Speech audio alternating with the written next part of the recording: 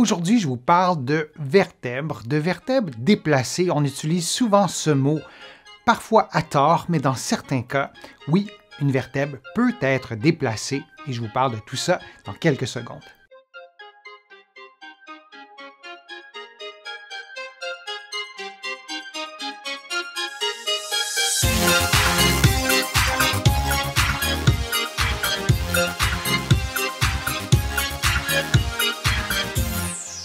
Je suis Denis Fortier. Si vous êtes nouveau ici sur ma chaîne YouTube, je vous conseille de vous abonner en cliquant sur le coin inférieur droit de l'écran. Je vous invite aussi à vous abonner gratuitement à mon infolettre en visitant mon site web, le www.denisfortier.ca.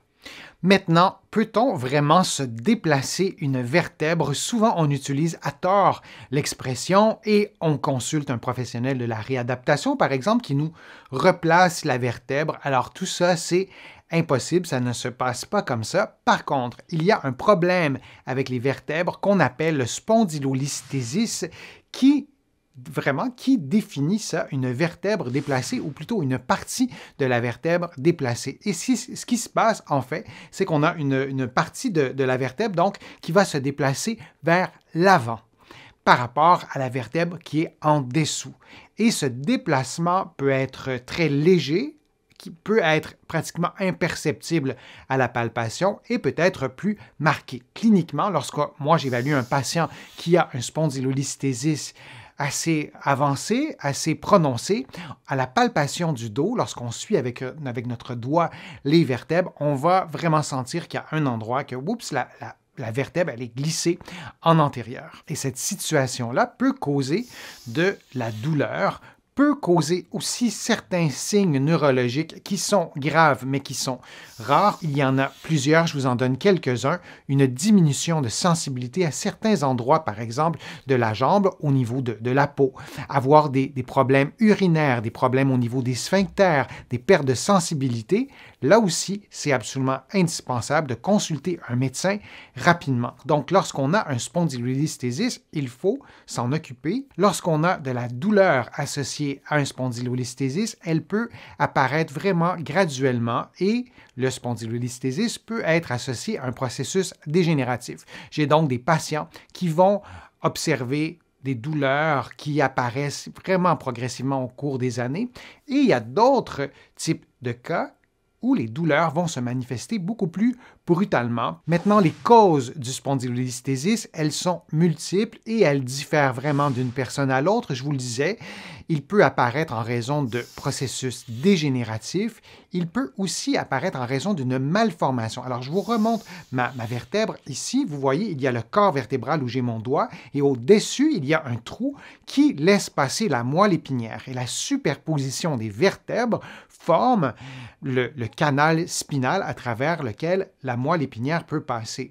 Et donc, il y a le corps vertébral et le reste de la vertèbre peut être parfois touché par une malformation et cette partie de la vertèbre peut se séparer du corps vertébral, ce qui peut provoquer le glissement antérieur de la vertèbre. Il y a d'autres situations aussi qui peuvent conduire à un spondylolisthesis. Il y a des sports aussi, par exemple la gymnastique, les sports où on lance une balle aussi, les sports qui ont des mouvements répétitifs, des mouvements d'extension, peuvent être associés à une plus grande prévalence du spondylolisthesis. Maintenant, comment calmer la douleur, comment soulager la douleur en présence d'un spondylolisthesis? D'abord, vous consultez. Vous devez absolument avoir une évaluation d'un professionnel de la réadaptation, probablement aussi une radiographie, des tests d'imagerie médicale pour bien connaître l'ampleur du spondylolisthesis et particulièrement lorsqu'il est associé à des signes neurologiques. Un autre élément aussi à tenir compte en présence d'un spondylolisthesis, c'est vrai dans tous les problèmes de dos, mais particulièrement pour celui-là, vous devez tenir compte du contexte.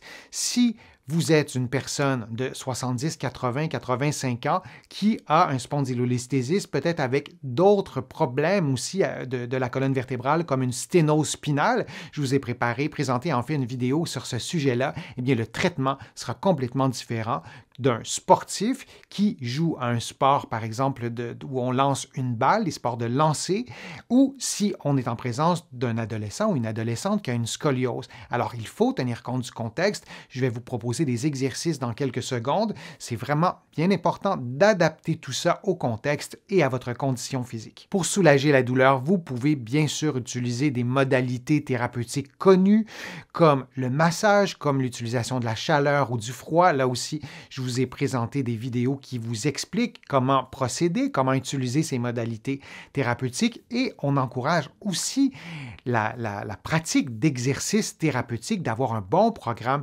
d'exercices et il y a deux grandes familles d'exercices. D'abord, les exercices de gainage, les exercices de stabilité. On va vouloir augmenter la stabilité donc par la contraction de vos muscles, pour stabiliser cette vertèbre qui a tendance, et non seulement tendance, mais qui glisse. Et bien souvent, les exercices de gainage et les exercices de contrôle vont nous aider. Vous voyez le lien en ce moment d'un des programmes d'exercices de gainage que je vous propose. Il est vraiment indispensable de faire ces exercices dans plusieurs positions, d'avoir des exercices qui stimulent les abdominaux, mais aussi les petits muscles du bas du dos, les muscles de la respiration aussi.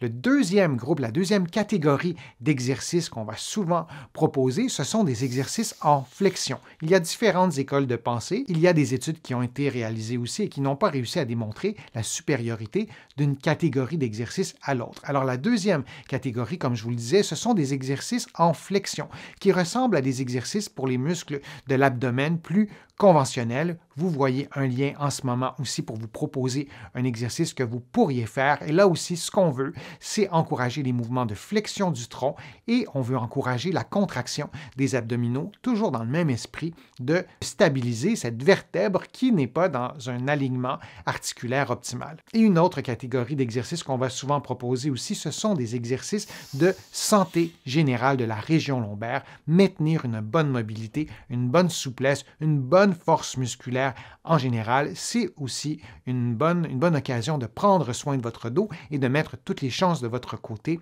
pour diminuer la douleur causée par un spondylolisthésis.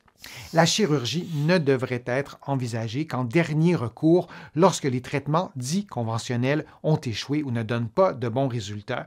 Et la chirurgie devrait être aussi réservée aux personnes qui ont des signes neurologiques. Je vous en parlais tout à l'heure. Vous pourrez en parler à votre médecin ou à votre professionnel de la réadaptation pour avoir une explication plus approfondie des signes neurologiques. C'est un sujet en soi, mais en présence de signes neurologiques qui n'évoluent pas dans la bonne direction, on va parfois aussi envisager la chirurgie.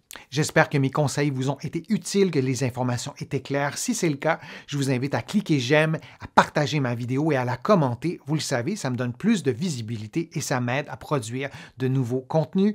Vous allez trouver beaucoup d'informations sur mon site web, le www.denisfortier.ca et vous allez trouver aussi beaucoup d'informations dans mes livres, notamment celui qui est entièrement consacré aux problèmes de dos et de cou. Vous allez le trouver partout au Canada, en librairie et sur le web.